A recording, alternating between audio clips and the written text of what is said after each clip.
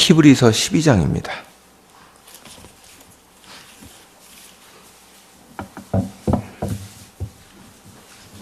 히브리서 12장 18절부터 29절까지입니다.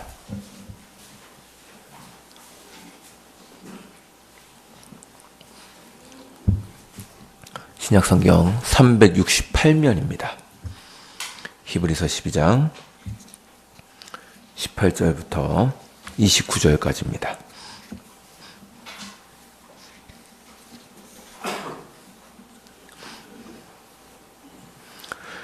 한 절씩 교독하도록 하겠습니다. 제가 18절을 먼저 읽겠습니다. 너희는 만질 수 있고 불이 붙는 산과 침침함과 흑암과 폭풍과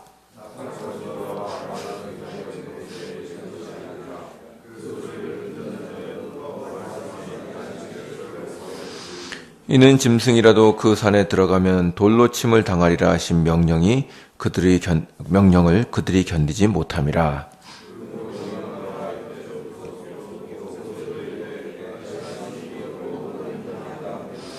그러나 너희가 이른 곳은 시온산과 살아계신 하나님의 도성인 하늘의 예루살렘과 천만 천사와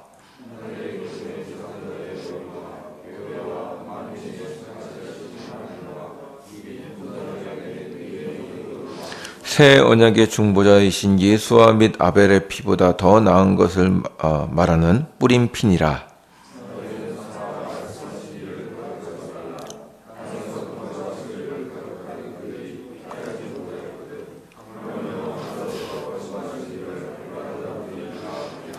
그때에는 그 소리가 땅을 진동하였거니와 이제는 약속하여 이르시되 내가 또 한 번 땅만 아니라 하늘도 진동하리라 하셨느니라.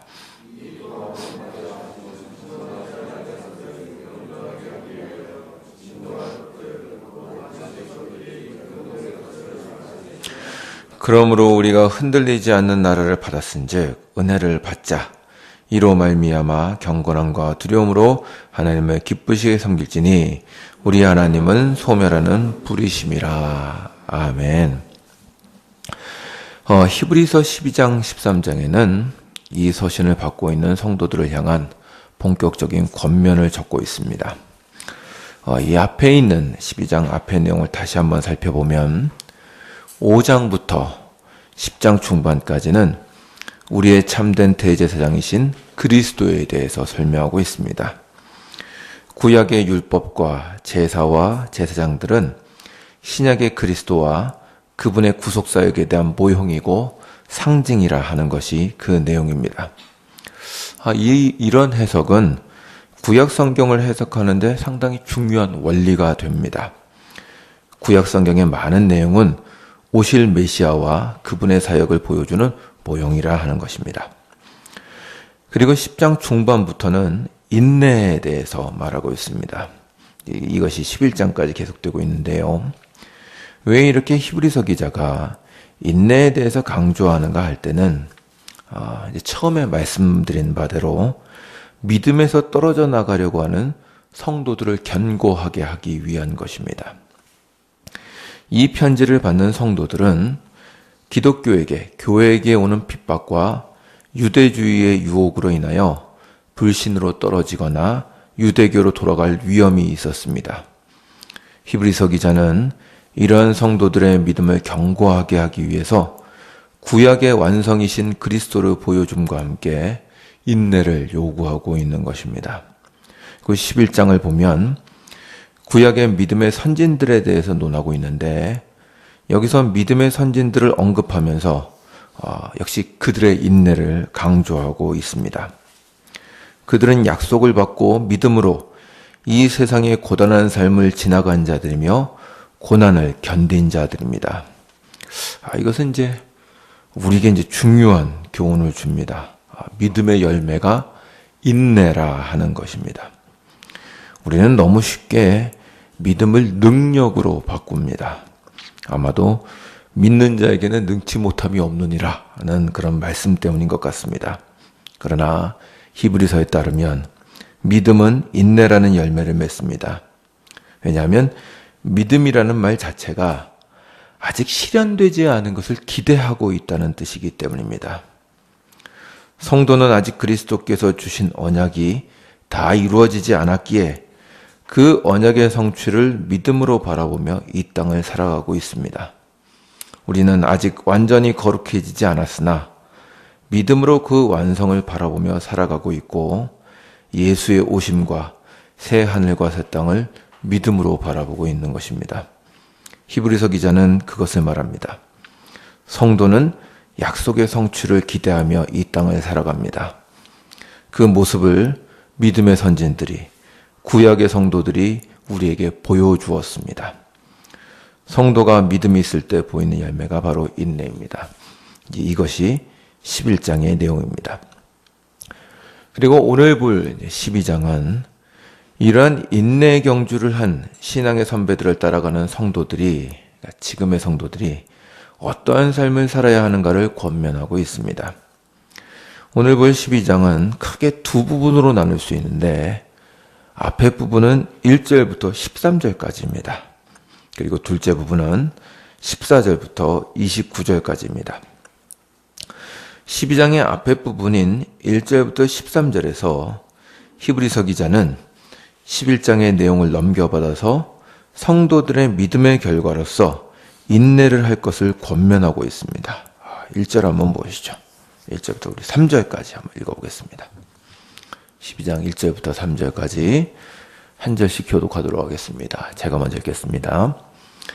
이러므로 우리에게 구름같이 둘러싼 허다한 증인들이 있으니 모든 무거운 것과 얽매이기 쉬운 죄를 벗어버리고 인내로서 우리 앞에 당한 경주를 하며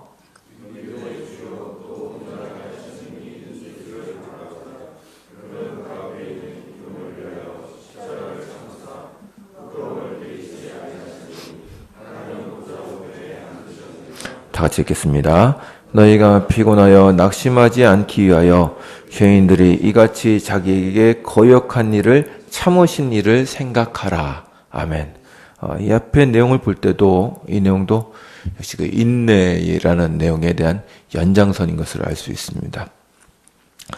1절에서 히브리서 기자는 11장에서 언급된 모든 구약의 성도들이 증인이다 라고 말합니다. 그들은 인내의 믿음에 대해서 증거하고 있습니다. 그뿐만이 아닙니다. 2절을 보시면 믿음의 주인이요 믿음을 완전하게 하시는 그리스도 역시 인내로서 사명을 다하셨다는 것을 강조하고 있습니다. 그러므로 그리스도로부터 믿음을 선물 받으며 그분을 따라서 살려고 하는 신약의 성도들이 어떻게 살아야 하는지는 분명하게 보여줍니다.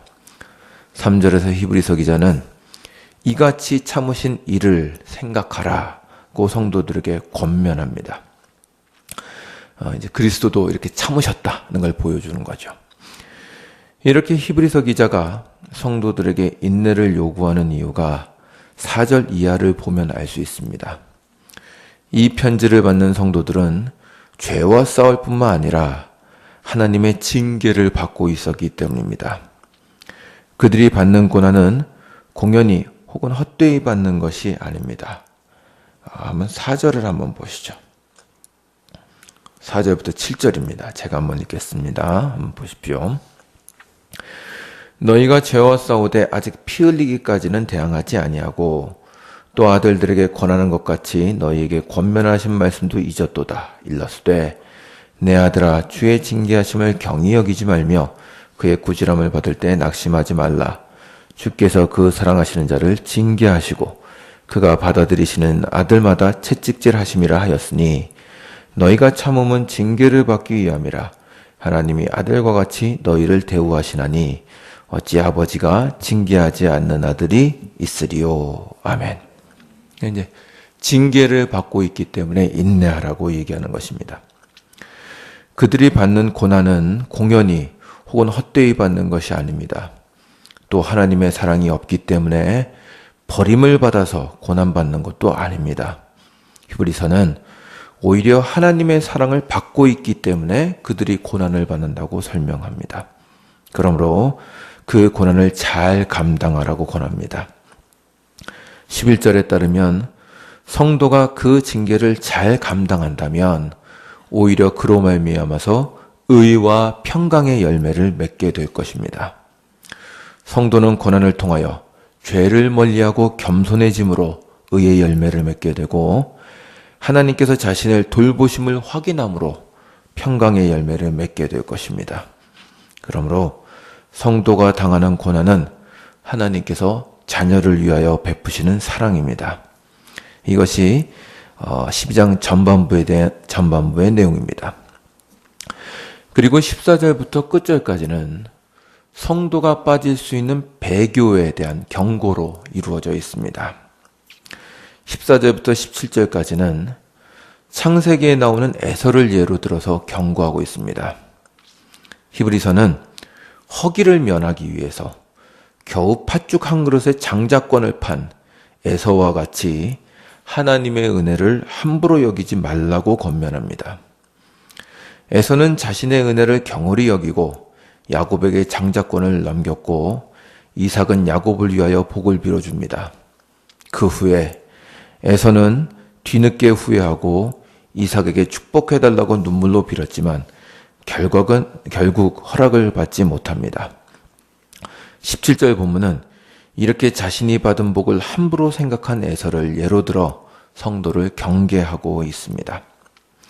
그리고 오늘 읽으신 18절부터 끝절까지는 비유를 가지고 이제 어떤 중요한 것을 설명하고 있는데 옛 언약과 새 언약을 비교하여 설명하고 있습니다.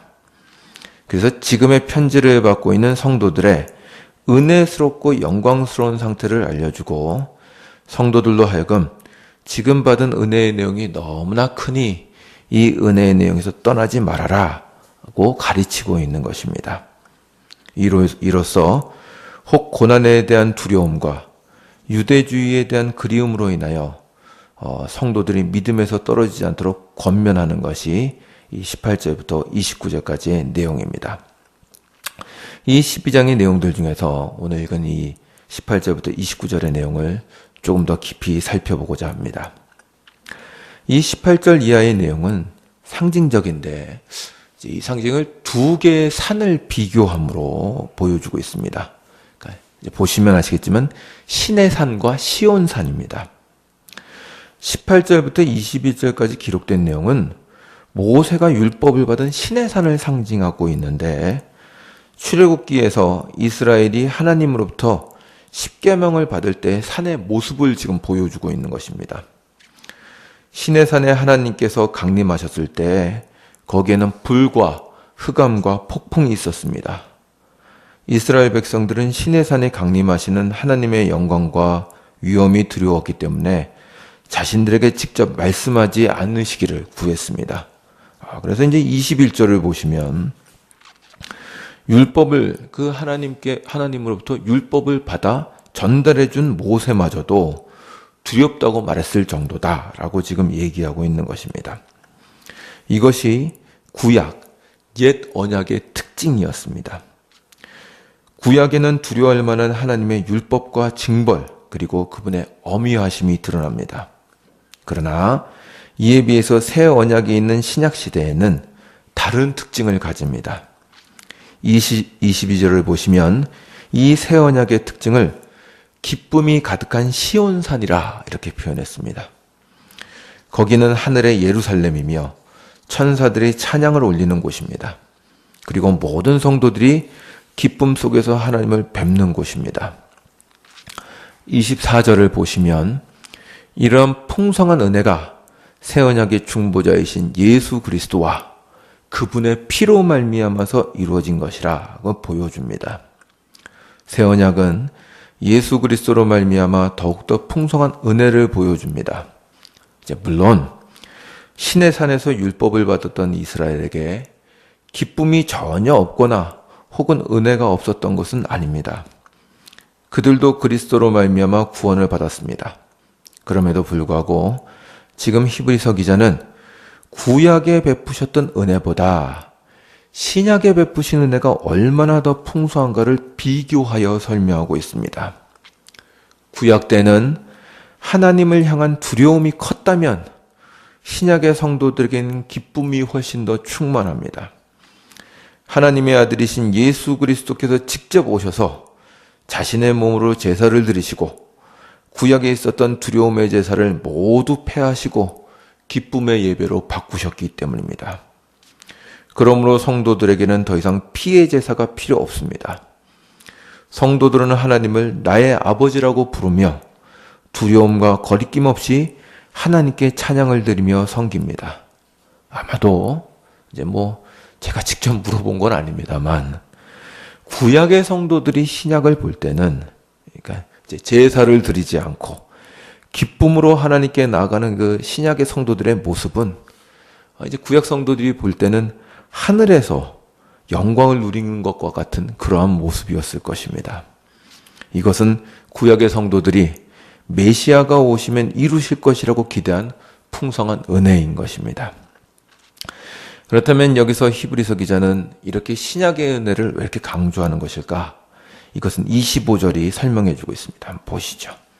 25절입니다.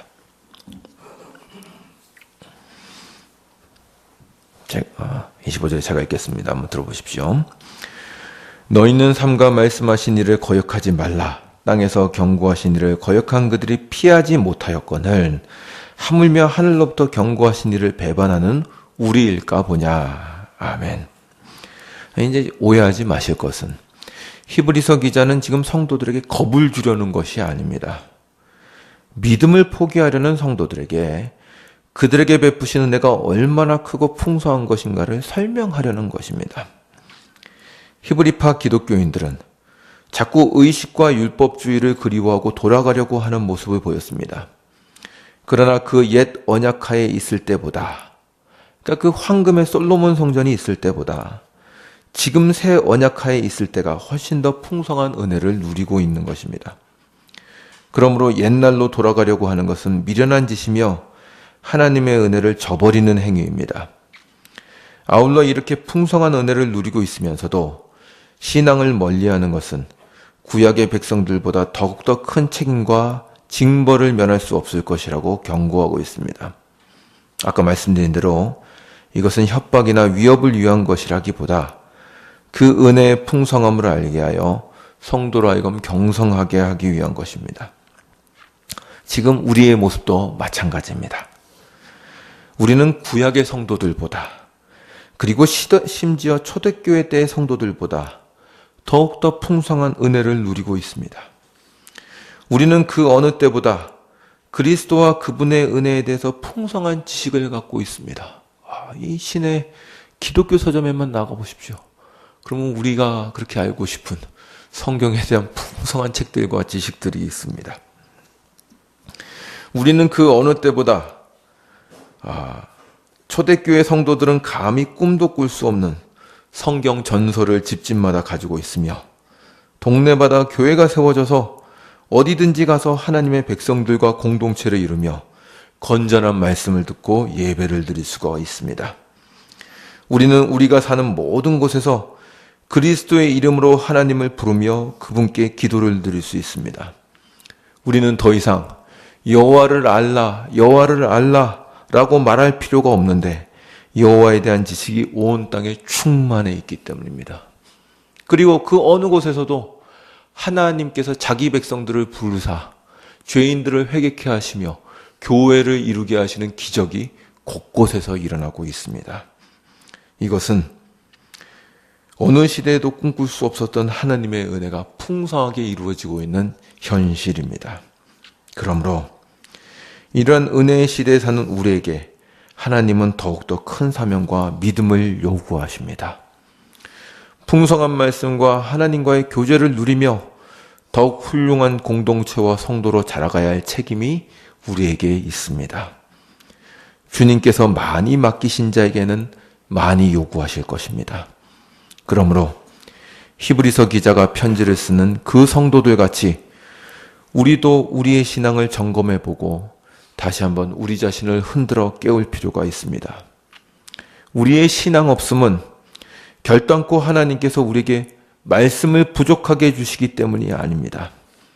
하나님은 그리스도께서 오신 이후에 우리에게 매번, 매 시간, 매 시대마다 풍성하게 베풀어 주셨습니다. 그리고 그 은혜는 예수께서 다시 오실 때까지 끊어지지 않을 것입니다. 그러므로 매일 모이시는 여러분도 담대하게 하나님의 이름을 부르시며 그 은혜를 누리시기 바랍니다. 이미 우린 충분하게 받고 있습니다.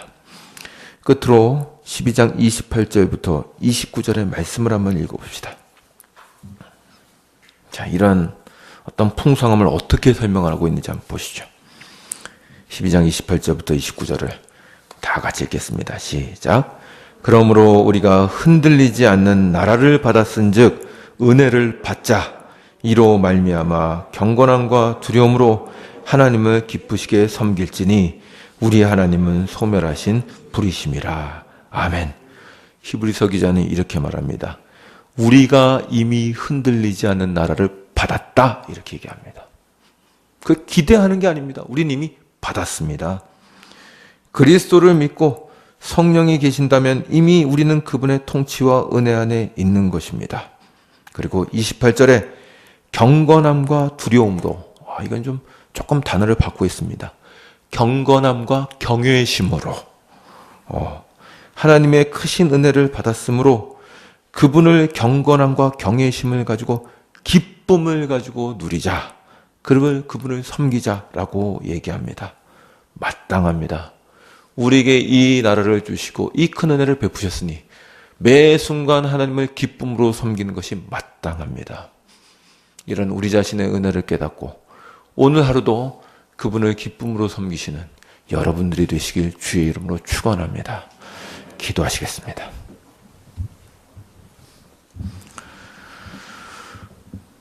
주님, 참으로 주님의 은혜가 풍성하여 주셔서 지금엔 저희들이 더 이상 변명할 수 없을 정도로 아쉬운 말씀을 드릴 수가 없을 정도로 우리에게 풍성한 은혜를 베푸시고 계시는 하나님을 봅니다. 말씀을 주시며 교회를 주시며 모든 곳에서 하나님의 나라를 받은 자로서 살도록 주께서 말씀과 성령으로 우리를 통치하고 계십니다. 주님, 우리의 받은 이 충만한 복을 의심하거나 불평하지 말게 하여 주시옵시고 주님께서 우리에게 얼마나 크신 복을 베푸셨는가를 다시 한번 깨달아 경외함과 기쁨을 가지고 하나님을 섬기는 우리 모두가 될 수 있도록 은총을 베풀어 주시옵소서. 담대하게 하나님께 나아가며 구하는 복된 시간이 될 수 있도록 이 시간 주께서 함께하여 주시옵소서. 감사드리며 예수님의 이름으로 기도드리옵나이다. 아멘. 하늘에 계신